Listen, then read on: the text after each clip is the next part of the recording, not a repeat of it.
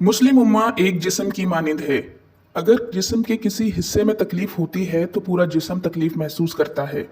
यही सूरत हाल आजकल हम मुसलमानों के साथ है। फ़लस्तीन में मुसलमानों पे जो जुल्म हो रहा है उसकी तकलीफ हम यहाँ बैठे महसूस कर रहे हैं और हमारा बस नहीं चल रहा है कि हम फ़लस्तीनियों का साथ दें, उनकी जंग में शामिल होकर हम भी इसराइल से लड़ें। ज़रूर हमें लड़ना चाहिए। अब अगर आपको रॉकेट चलाना आता है तो ज़रूर लड़ें।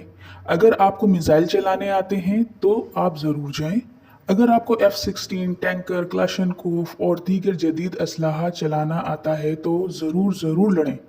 वरना आप कैसे लड़ेंगे? क्योंकि वहाँ हाथ पैर से नहीं लड़ा जा रहा। आप जाकर करेंगे भी तो क्या करेंगे? ज़रा सोचिए। ये मान लीजिए हम जैसा आम मुसलमान इसराइल से नहीं लड़ सकता, तो फिर हम क्या करें? कैसे हम अपने फ़लस्तीनी बहन भाइयों का साथ दें? देखिए, ज़रा सोचिए। मिसाइल, रॉकेट, F-16 और दीगर जदीद असलहा कौन चला सकता है? जाहिर सी बात है, किसी भी मुल्क की फ़ौज ही है जो ये सब कुछ कर सकती है। जैसे डॉक्टर का काम इंजीनियर नहीं कर सकता और ना ही इंजीनियर अकाउंटेंसी कर सकता है, उसी तरह हम फौज का काम नहीं कर सकते। अब ये मुसलमान मुल्कों को सोचना चाहिए कि किस तरह अपनी अफवाज को इस्तेमाल करके हम फ़लस्तीन का साथ दें, और फौज ही बेहतर जानती है कि किस तरह से फ़लस्तीनियों की मदद हो सकती है। अब आप सोचेंगे इस तरह तो हम जहाद ही नहीं कर सकते। ऐसा बिल्कुल नहीं है। आप जहाद में शामिल हैं। किसी भी मुल्क की फौज को अवाम ही बनाते हैं। हम अवाम टैक्सेस देते हैं। हम छोटी सी छोटी चीज़ों पे टैक्सेस देते हैं और इस टैक्स से हासिल शुदा आमदनी का अच्छा खासा और सबसे बड़ा हिस्सा हम अवाम अपनी फ़ौज को देते हैं ताकि हमारी फ़ौज हमारा दिफा करें। और मुस्लिम अफवाज की ये भी जिम्मेदारी है कि दूसरे ममालिक के मुसलमानों की भी मदद करें। तो हम टैक्स देकर जहाद में हिस्सेदार हैं। इसी तरह हम अपने भाइयों और बेटों को फ़ौज में भर्ती करते हैं। इस तरह से भी हम जहाद में हिस्सा लेते हैं। लेकिन सवाल ये होता है कि अभी हमें क्या करना चाहिए फ़लस्तीन के लिए?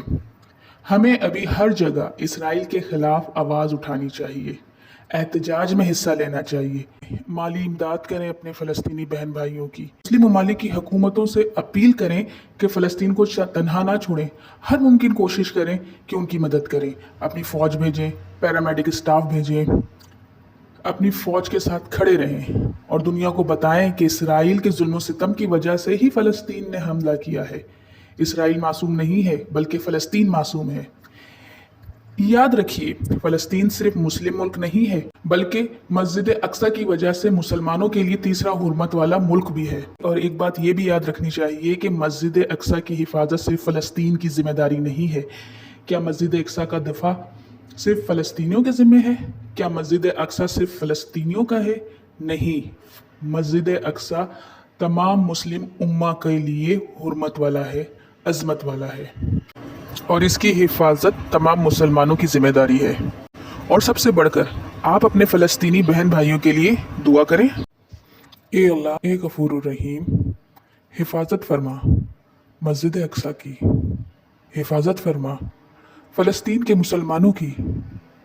बेदार कर दे हम गफलत में पड़े मुसलमानों को और मुस्लिम हुकूमतों को।